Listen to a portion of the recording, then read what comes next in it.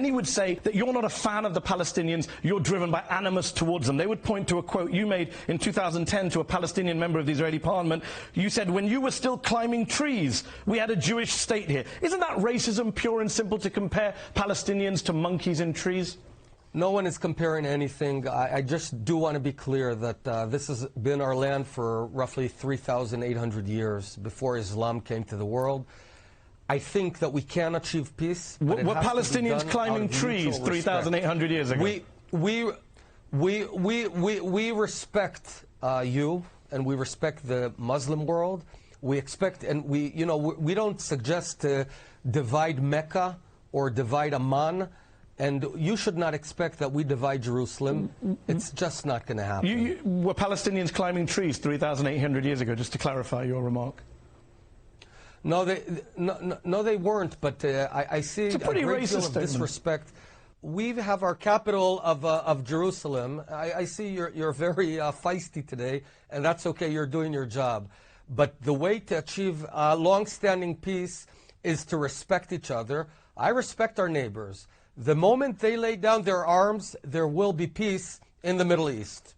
Words. Let me ask one last question. I know you have to run. Let me ask you one last question. Your husband's an Air Force pilot, and in a TV interview you did in 2012, you were asked, when your husband, the pilot, when he's up in the air, do you hope he'll be pounding the Arabs hard with bombs? You laughed and said yes. Many would say you seem to get a thrill out of killing Arabs. I'm not talking about my husband. It's not relevant to this interview. But you did laugh and say yes when you were asked that question. No. It was on Channel 2 of Israeli television. I'm not talking about my husband. I can tell I'm not asking about my husband. I'm asking about you. When you were asked about Arabs being pounded with bombs, did you laugh and say yes, as you did on Channel 2 television? I'm not talking about my husband. This is a private man. I'm talking about the policy of the Israeli government. Israel government seeking for peace. The Palestinian Authority, unfortunately, encourage terror. This is the difference. When we have minorities that seek for terror, we will do everything that needed in order to arrest them and bring them to a trial. This is the difference.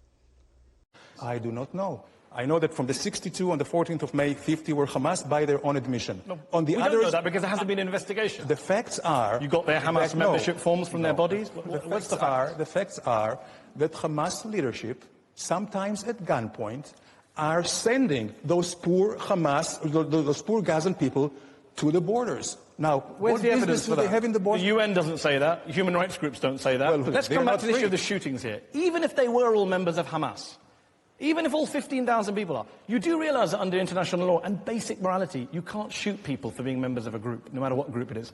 You can only shoot them when they pose an imminent threat to you. Were 15,000 people posing an imminent threat to Israeli snipers? Yes, they were. Yes, they were. And I'll tell you how. I'll tell you how.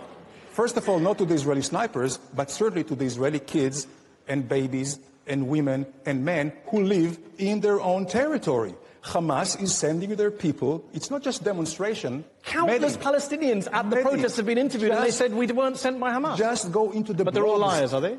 Just go into the blogs of Hamas, where they say the Jews are sons of pigs and sons of dogs. And you're now quoting them as a reliable source. That's my favorite. I've interviewed so many Israelis. You're the first to come here and say, my source is Hamas. Of course it is. In 10 years of doing this. Of course it is. Wow. Because all you have to do is to see what they say. Well, no, how about we look at some facts rather than your kind of dodgy blogs? Let's look at international lawyers have said. No other country shoots people in this way, in the back as they're running away. Mehdi, I'm sorry if I show some impatience, but it's not a human rights situation. It's an area in conflict. It's an armed conflict. So in war zones, there's no human rights. You can do whatever you want. Well, is that what Israel's position is? There is laws of law. Shoot people in the back. Shoot nurses. Shoot kids. Listen. Shoot journalists. I'll ask you.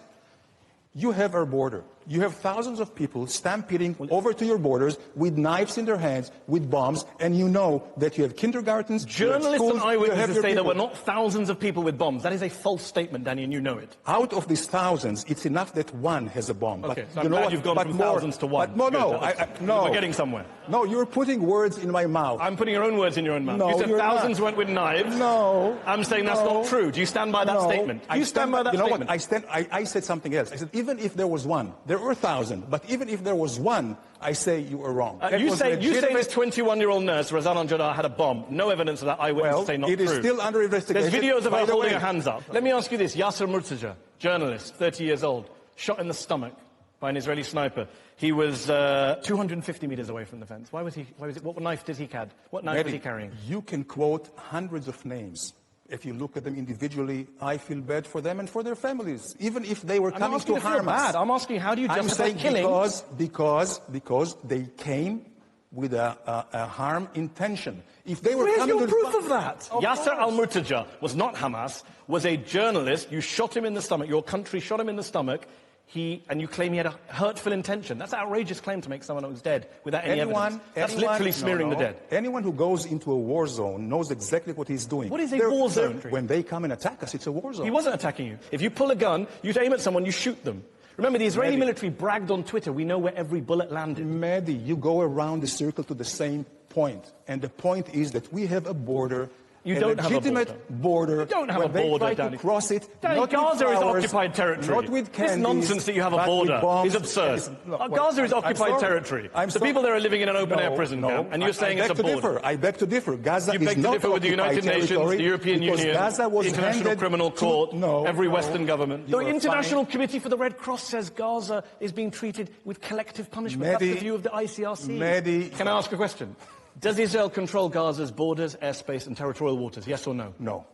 No. Really? No. Wow. Because you're just going to come here and say barefaced falsehood. No, the things. So fishermen who go beyond 6 miles and Listen. get shot, they just imagine the bullets hitting them. Listen, the blockade is because I didn't actually ask about the blockade, but I'm glad you brought that up. Hamas the World Bank says you're strangling Palestinian territory with the Hamas blockade. is killing and want to kill us, and they say we want to blot Israel off the map. We don't want any Jews there, and this is the main problem. Your former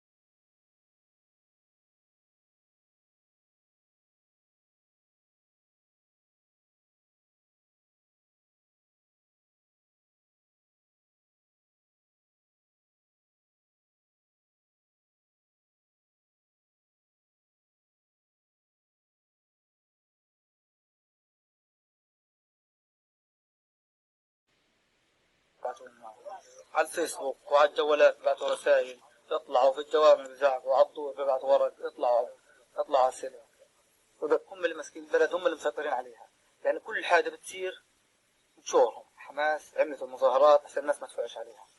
قالوا لك بدل ما يخلوهم يقلونا احنا ويفوعوا علينا احنا لا نبعثهم هنا على السلك على التتار وهم يفوعوا قاعد يروحوا طول النهار التلفزيونات شغالة كل ما تيجي الكهرباء مسيرة العودة مسيرة اطلع واحشد. في ناس بتيجي بحطوا الباص في منطقة الشجاعية بتطلع الناس بحطوا الباص على باب الجامع هم اللي بخلوا النسوان يقدموا. يعني بقولوا للبنت قدمي انت بنت والجيش بضخش البنات. بقول للولد الصغار قدم الجيش بضخش الولد الصغير. بقول له قدم وخش الولد الصغير يعني تضحك عليه بكلمتين وشكلوا لجنة هم وحطوا كم من واحد انهم يسيروا امور المسيره، انه يدعوا الناس تيجي، والناس تعبت زهقت. يعني انا واحد من الناس تعبت وزهقت.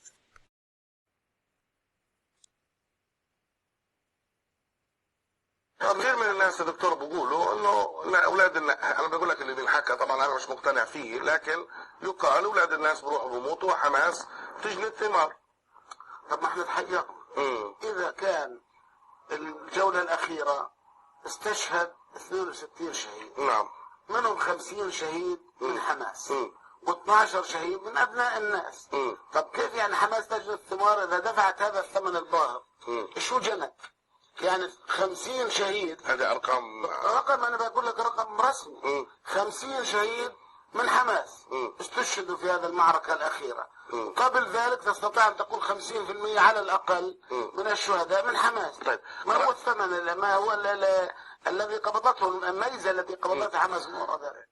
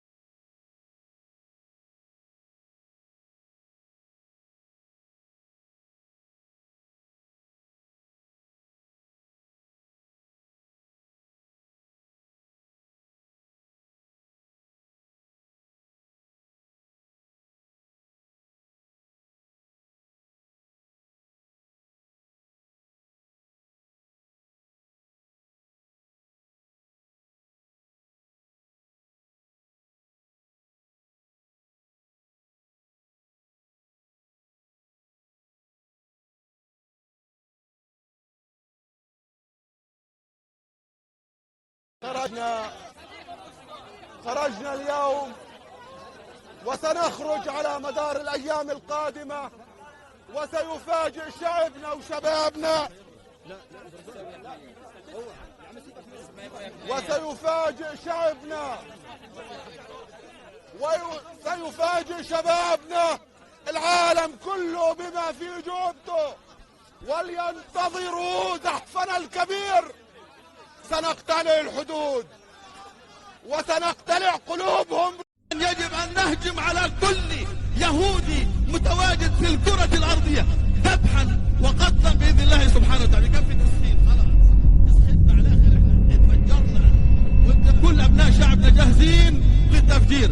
عملنا مصنع جديد إن شاء الله تعالى في حالة دخول السلك، جاهزين أخواتنا، كله أف جاهزات، كلهن يحملنا أحزمة متفجرة في سبيل الله. بنفتح ثغرة ثغرتين في كل مخيم، 5 ثغرات، وبنظلنا واصلين نطربق لما نصلكم.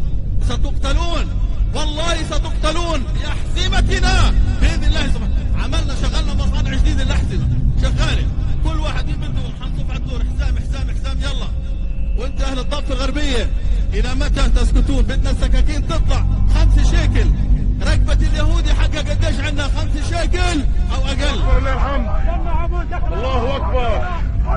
فرجالنا على أهبة الاستعداد تقدما واستعدادا للموت واستعدادا لاقتحام السلك بإذن الله سبحانه وتعالى. نحن خلقنا هنا في غزة لنحطم هذا الكيان.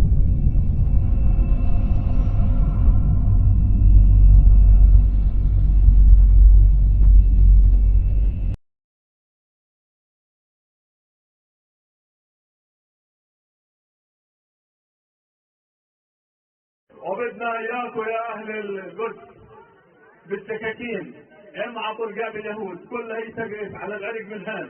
5 شيكل تشتري السكينه واضي مضيها وهنا على طول حزبه. 5 شيكل 5 شيكل. انك تذل دولة الكافر. لا تجدن اشد الناس عداوة للذين امنوا اليهود والذين اشركوا. لقد أفسد اليهود، لقد تغطرس اليهود، وآن الآن حسابهم، وآن الآن تدميرهم على أيديكم.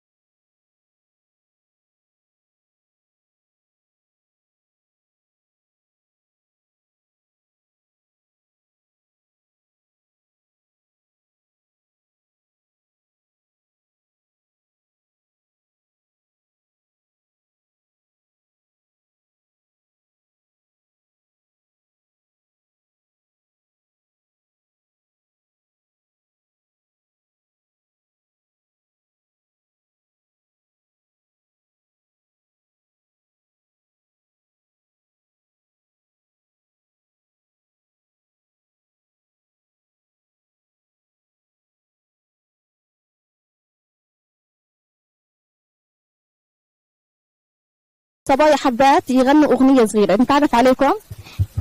أنا لا أخاف البندقية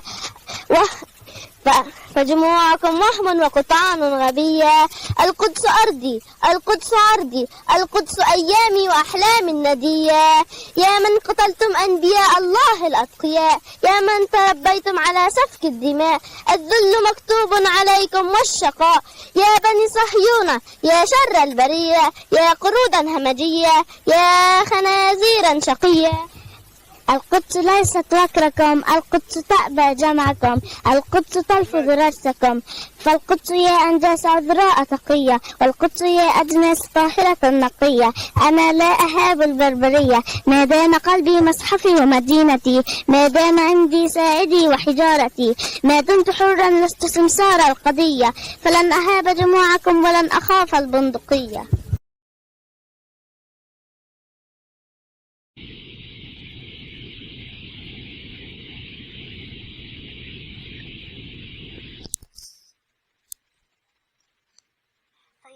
نرجع لعبد الرحيم أبو عبيدة.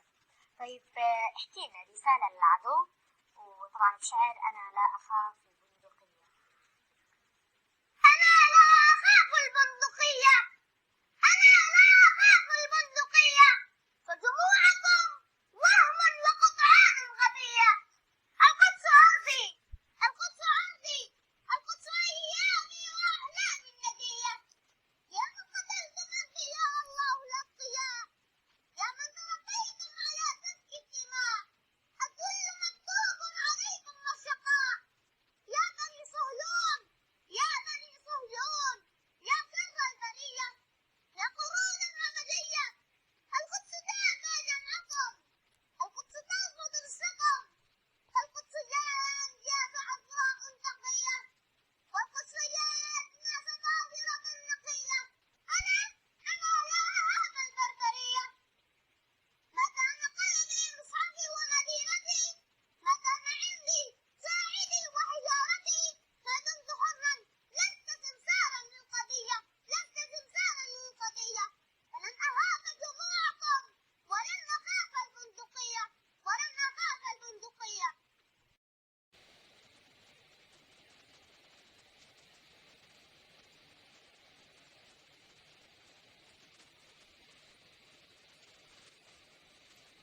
In Islam, the ends do not justify the means.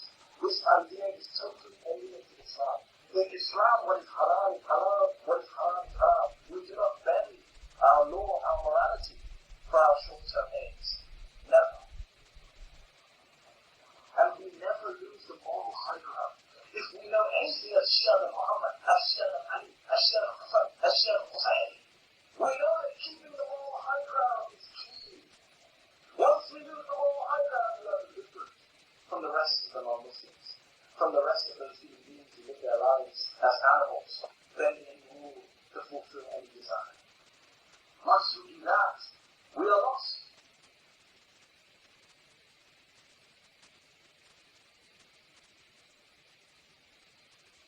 Islam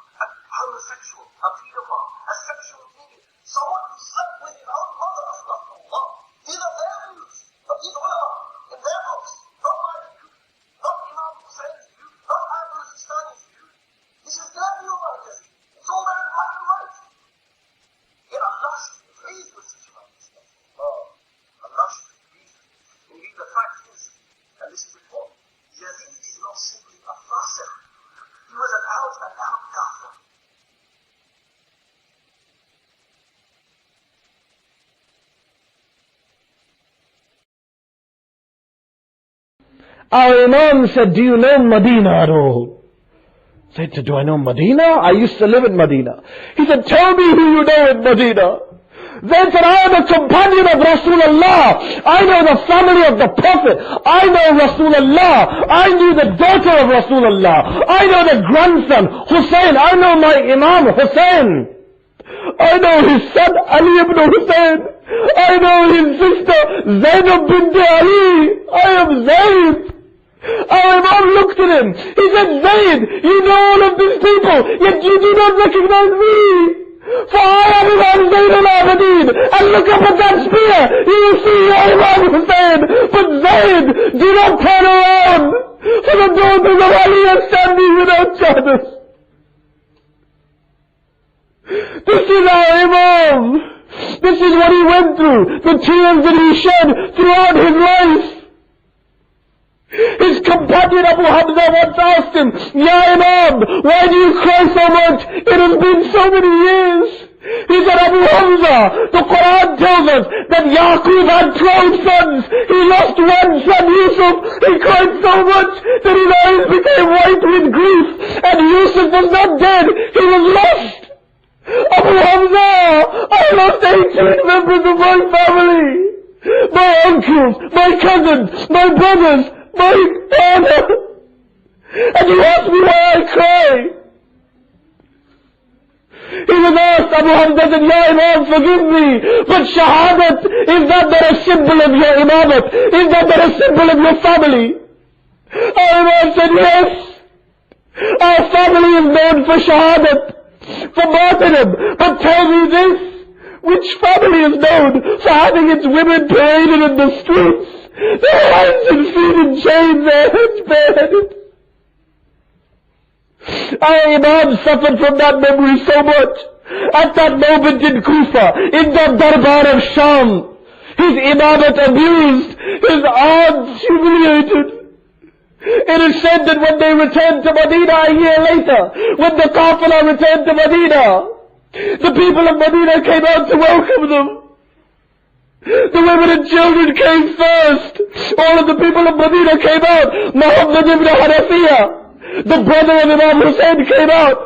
He was looking for Sayyid al-Sajjad, his 24-year-old nephew, his Imam. He went to look for his new Imam, his nephew Ali. He could not see him. He saw an old man standing in the back of the Qafila. He said, old man, tell me, I'm looking for my nephew Ali ibn Hussein. Have you seen him? The old man looked up. He said, my uncle Muhammad, I am Sayyid al-Sajjad. I am Ali ibn Hussein. Can you not recognize me? Muhammad Hanafiya said, Ali, when you went from here, your back was straight. Now your back is bent. When you went from here, your hair was brown. Now your hair is grey. Ali, how did this happen? Our Imam said, Asham. الشام وسيعلم الذين ظلموا أيام قلبين ينقلبون مات